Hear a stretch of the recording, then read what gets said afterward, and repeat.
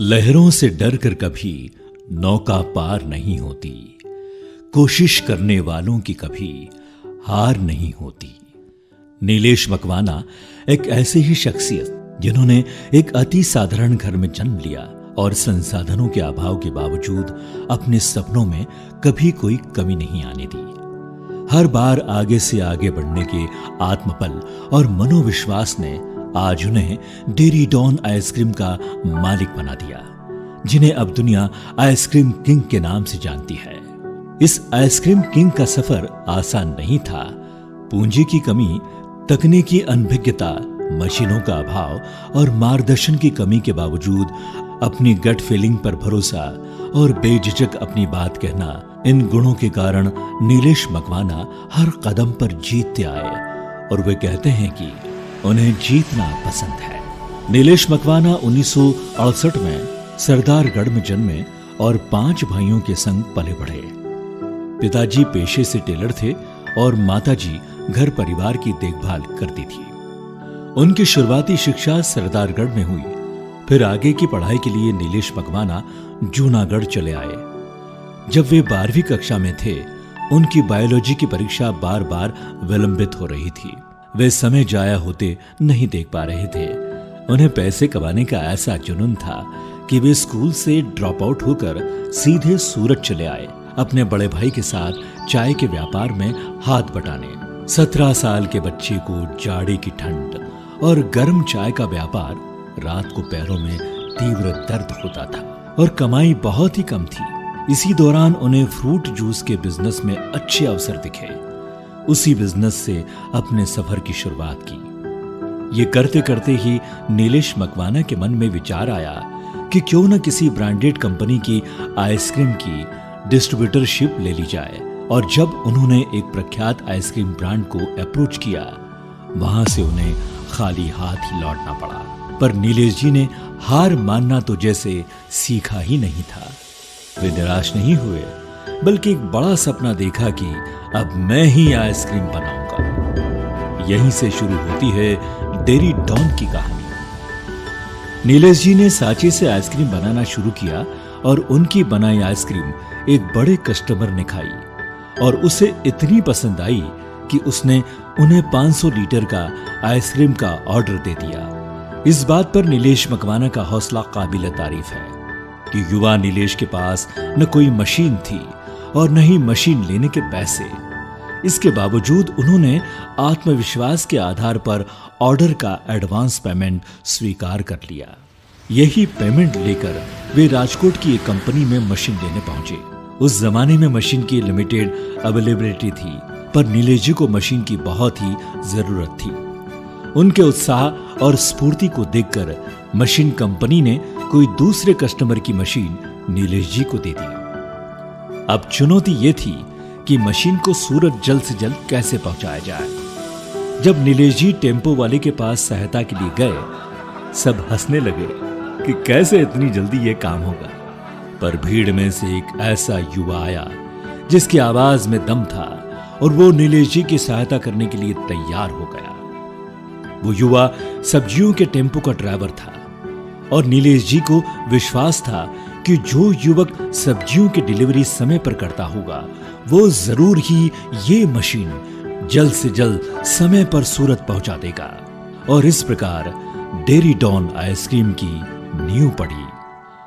अब नीलेश जी को advance technology वाली मशीन की जरूरत थी। तकनीकी शिक्षा न होने के कारण युवा नीलेश आइसक्रीम मशीन से वाकिफ नहीं थे और न ही उनके पास उतना धन था कि वे मशीन इन्वेस्टमेंट को फेल कर सके।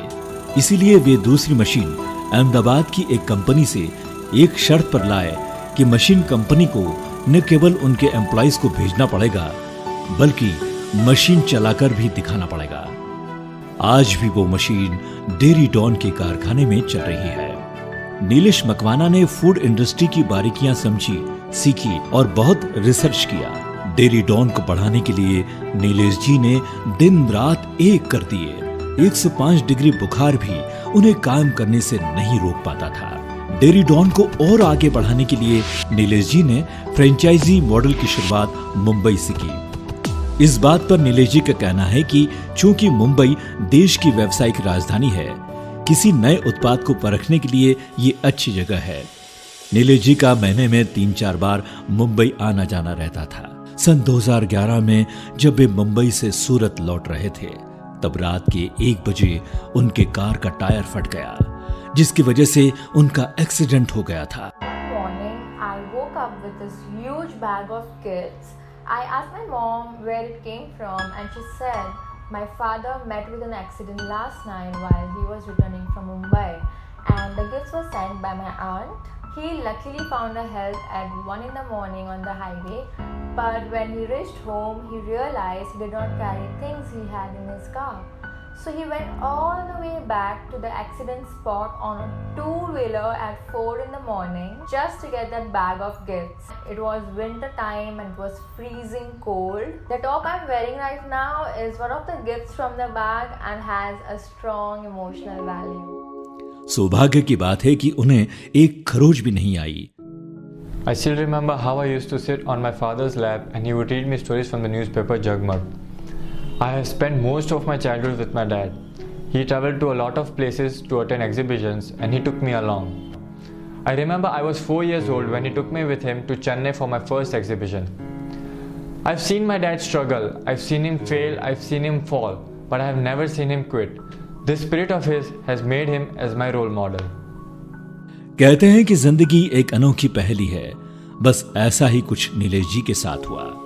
મારી એક ફરિયાદ હતી કે મને તીખું લાગે છે, એટલે 3-4 મહિના સુધી તો અમે કંઈ એને મહત્ત્વ ન આપ્યું, પણ પછી અમે અમારે બતાવવા માટે અમારા ફેમિલી ડૉક્ટર પાસે ગયા અને ત્યાં એણે ચેક કર્યું અને અમને બીજા ડૉક્ટરનું એડ્રેસ આપ્યું અને ત્યાં તો ગયેલા તો અમે જોઈને છક થઈ ગયા કે આ શું, એ ડૉક્ટર કેન્સર સર્જન હતા, મારી તો બતાવવાની હિંમત જ ના થાય એને, એટલે અમે પછી ત્યાંથી નીકળી અને કાકા જે બરોડા છે ડૉક્ટર રાજેશ લીંબર એને ફોન કર્યો તો કે કંઈ વાંધો નહીં, ટેન્શન નહીં લો, હું કાલે જ સુરત આવું છું।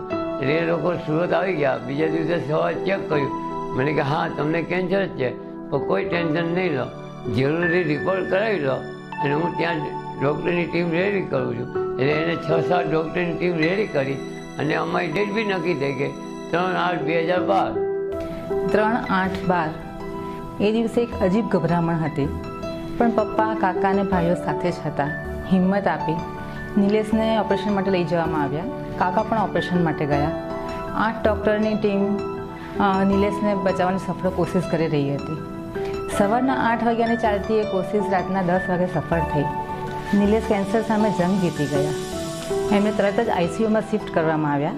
એમની રિકવરી ખૂબ જ સારી હોવાથી 18 જ કલાકમાં એમને સ્પેશિયલ રૂમમાં શિફ્ટ કરી દીધા। પગમાંથી એમને એક્સ્ટ્રા બોન કાઢ્યું હતું અને બીજા પગમાંથી પ્લાસ્ટિક સર્જરી માટે સ્કિન કાઢી હોવાથી ચાલી નહોતા શકતા અને મોઢામાં ગ્રાફ મૂક્યો હોવાથી બોલી નહોતા શકતા। તો એમને કંઈ પણ બોલવું હોય કે કંઈ પણ કહેવું હોય તો મને બુકમાં લખીને જણાવતા હતા અને ચાલવા માટે પણ એમને સ્ટેન્ડનો સહારો લઈને કોશિશ કરવી પડતી હતી। આ જ બધી કોશિશો કરતાં કરતાં 16 દિવસે તેમને બધું સારું થઈ ગયું। એમનો વિલ પાવર ખૂબ જ સારો છે। 21મા દિવસે તો એ जाते गाड़ी ड्राइव કરીને બરોડાથી सूरत आ गया। लाइफ बैलेंस पर नीलेश जी का कहना है कि काम का बोझ कभी घर लेकर नहीं आना और घर में दिमाग नहीं दिल की जरूरत है। हम बचपन में अक्सर गुल्ली डंडा खेला करते थे। कहते हैं कि आजकल की नई पीढ़ी को इतनी जगह ही नहीं मिलती कि गुल्ली डंडा खेल पाए। खेलने से दिमाग तेज भी होता है और हार जीत को सहन करने की शक्ति मिलती है। करीबन 600-650 व्यक्तियों को रोजगार देते हुए आज डेरिडॉन की महाराष्ट्र, गुजरात, मध्य प्रदेश में मिलाकर तकरीबन 60 फ्रेंचाइजी है। डेरिडॉन अपनी फ्रेंचाइजी को न केवल आइसक्रीम देता है बल्कि स्पून से लेकर साइन बोर्ड तक की सारी सुविधाएं प्रदान करता है। नीलेश जी का नई पीढ़ी को संदेश है कि बुरा समय आएगा, बीत जाएगा, तुम थोड़ी देर ठहर जाना। पेशेंस और सेल्फ डिसिप्लिन सफलता के लिए अनिवार्य है।